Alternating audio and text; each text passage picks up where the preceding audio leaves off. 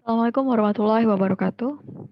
Oke, kita masuk ke materi selanjutnya tentang gravimetri. Oke, nanti di sini kita akan melihat bagaimana konsep dan juga bagaimana cara menghitung kadar ya atau konsentrasi dari zat yang kita analisis dengan menggunakan metode gravimetri.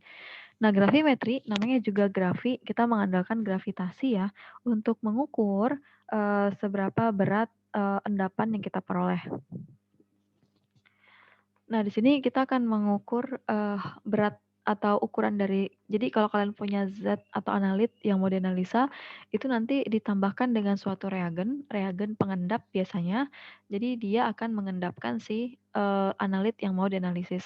Nah, analit yang terendap tadi itulah yang akan kita ukur berapa beratnya. Ya nanti kita akan menghitung kadar dari senyawa ataupun unsur yang berada di dalam endapan tadi dalam bentuk persen. Itu konsep utamanya ya. Jadi intinya ada 3 tahapan dalam gravimetri. Yang pertama ada pengendapan nih.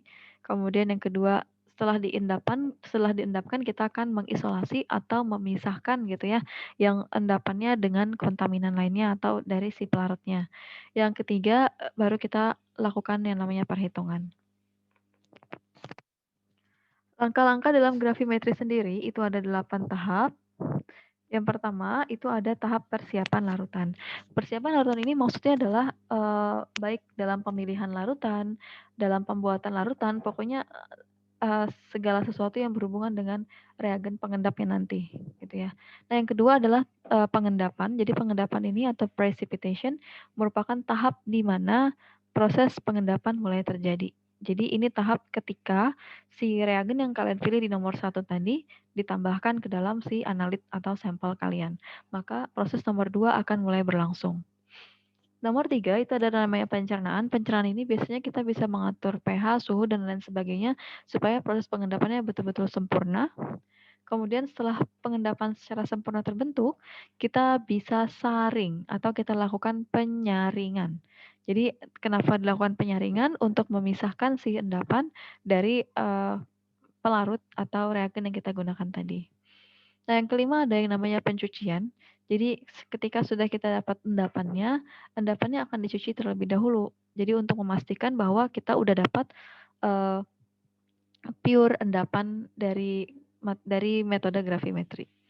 Yang keenam, setelah dapat endapan, setelah dicuci, ketika sudah disaring, kita dapat endapan, kita cuci udah bersih, baru kita keringkan. Karena kalau kita tidak keringkan, itu posisinya masih basah ya, endapannya masih basah dan tidak mungkin kalau dalam kondisi basah itu kita timbang. Jadi karena akan terukur berat dari si reagen yang dipakai tadi gitu ya, akan menambah si masanya menjadi lebih berat. Makanya kita perlu melakukan yang namanya proses pengeringan terlebih dahulu untuk menguapkan pelarut-pelarut ataupun kontaminan lainnya gitu ya. Jadi hanya tersisa endapan yang betul-betul mau kita ukur beratnya berapa. Kemudian yang kedelapan adalah proses perhitungan.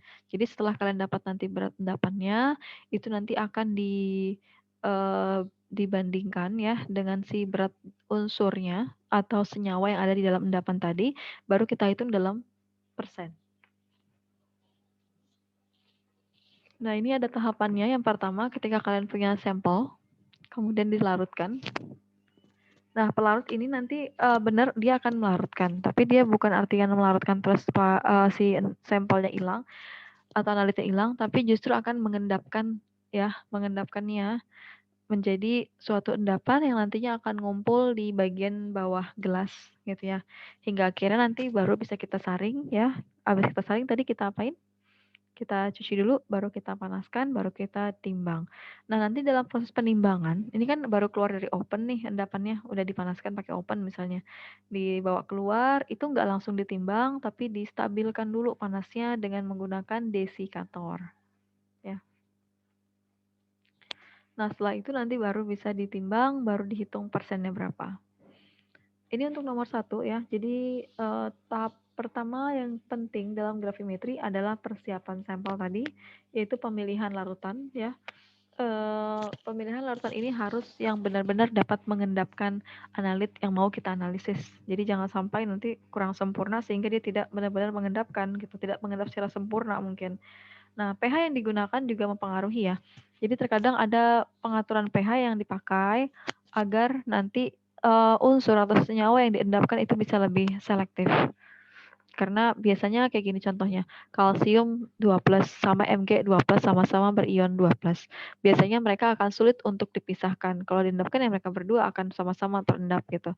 Makanya ada yang namanya penentuan pH, karena berbeda pH biasanya berbeda berbeda endapan yang terbentuk gitu. Sehingga kita bisa lebih selektif. Nah, kemudian ada pun ciri-ciri dari endapan yang kita kehendaki, yang kita mau, itu pasti yang mudah disaring, bersih dari pengotor, benar, karena kita tadi udah mencuci. Kemudian memiliki kelarutan yang cukup rendah, karena kalau kelarutannya tinggi, berarti dia akan larut dalam air. Tapi karena dia kelarutannya cukup rendah, otomatis dia tidak akan terlarut atau tidak akan mudah terlarut sehingga dia akan mengendap. Yang ketiga yaitu tidak reaktif terhadap udara. Tidak reaktif ini maksudnya jangan sampai nanti ketika dalam proses penyaringan, ya, kita saring nih, terus endapannya kan di atas kertas saring. Padahal kita lagi mau mungkin ngambil gelas kimia yang baru atau apa itulah. Ternyata pas balik endapannya udah berubah menjadi lebih gelap. Nah, itu menunjukkan adanya reaksi terhadap udara yang ada di sekitarnya. Nah, kita berharap bahwa endapan yang terbentuk nanti tidak reaktif terhadap udara. Bagaimana caranya? Ya, dilihat dari karakteristik endapan yang mau dibentuk. Misal, kalian sudah tahu nih, analit kalian adalah zat besi atau Fe2+ di dalam air gitu ya. Fe2+ ini akan kalian endapkan misalnya dengan larutan apa gitu, larutan A. Nah, ketika dia terendap, ya, ketika dia terendapkan oleh si siapa tadi larutan A, itu nanti kita akan saring. Nah, ketika kita saring, otomatis kan nanti kita akan membiarkan dia di tempat terbuka gitu ya, meskipun waktunya tidak lama, tapi kalau dia mengalami yang namanya perubahan warna, berarti dia reaktif terhadap udara. Tapi kalau dia tidak mengalami perubahan, masih sama warnanya, berarti dia stabil atau tidak reaktif. Setelah dikeringkan, ya, jadi setelah dikeringkan kita akan mendapatkan produk yang diketahui komposisinya. Jadi contoh, misalnya kita dapat beratnya 10 gram, kemudian kita bisa menghitung perbandingan masanya dia, ya, perbandingan massa dari komposisi berdasarkan nomor AR biasanya, nanti akan dikali dengan 100%. Nah, ukuran partikelnya seperti apa sih yang mau kita capai? Kan kita tahu bahwa kita mau mendapatkan endapan yang mudah disaring, gitu ya. Jadi karena ukuran partikel ini juga menentukan apakah dia akan mudah atau tidak untuk disaring, makanya harus benar-benar dipertimbangkan juga. Contoh nih untuk ion-ion aja, jadi kalau larutan yang mengandung ion itu ukurannya 10⁻⁸. Jadi 10⁻⁸ cm ini termasuk ukuran yang sangat-sangat kecil ya, atau sama dengan Armstrong. Kemudian kalau dia partikel koloid itu biasanya larutan-larutan yang jenuh, yang kalau didiamkan dia tidak mau dia turun, tapi nanti ketika digoyang larutannya dia naik lagi. Contohnya kayak santan, susu gitu ya. Partikelnya itu ada yang melayang-melayang itu sekitar 10⁻⁷ sampai 10⁻⁴ cm. Nah, yang terakhir adalah endapan yang kita mau yaitu kristalin sekitar 10⁻⁴ cm. Bagaimana sih mekanisme pembentukan endapan? Jadi dia biasanya harus didahului dengan terbentuknya larutan lewat jenuh dulu. Karena kita tahu kalau larutan jenuh, apalagi lewat jenuh ya, kita tahu bahwa posisi partikel itu tersusun dengan sangat rapat. Kalau posisi partikel tersusun dengan sangat rapat, otomatis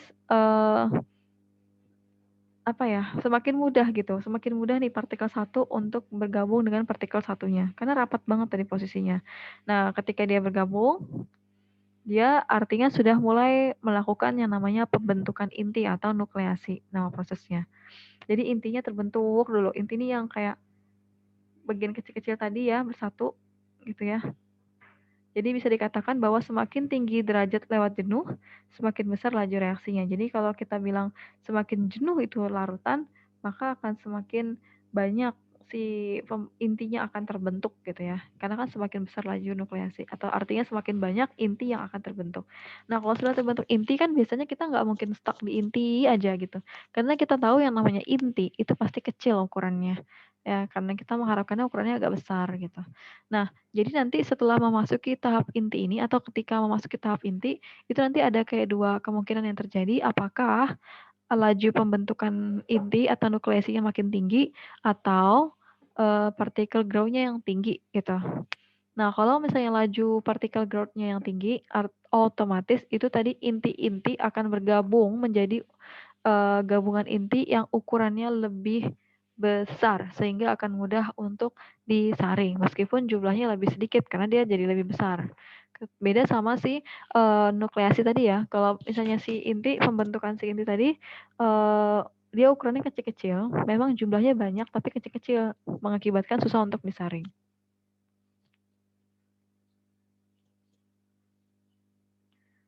Oke, ini adalah faktor-faktor yang mempengaruhi terbentuknya endapan ya. Ada yang dilakukan dalam larutan encer, ada yang ditambahkan perlahan-lahan tapi sambil diaduk-aduk juga.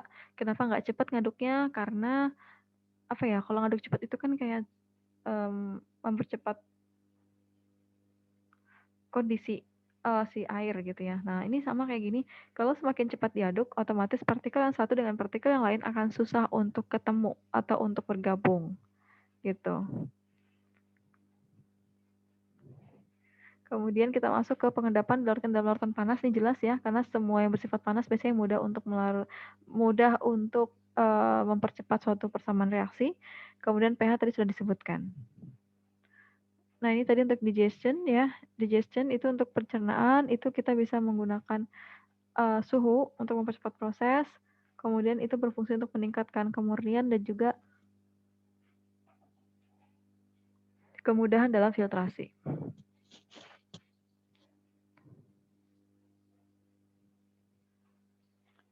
Oke, langkah-langkah dalam gravimetri tadi sudah sampai digestion ya. Ada juga yang namanya filtrasi. Jadi filtrasi sama ya, gampang banget tinggal disaring itu si endapannya.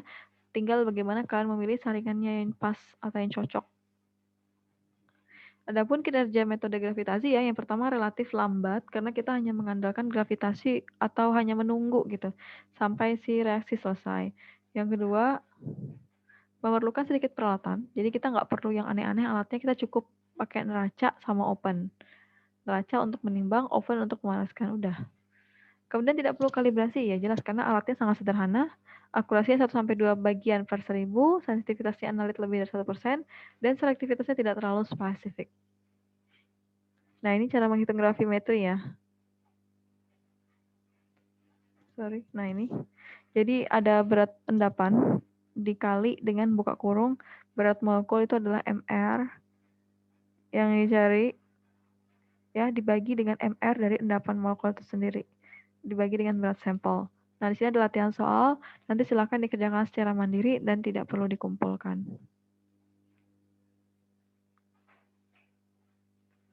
Oke, kurang lebih saya mohon maaf. Saya akhiri. Assalamualaikum warahmatullahi wabarakatuh.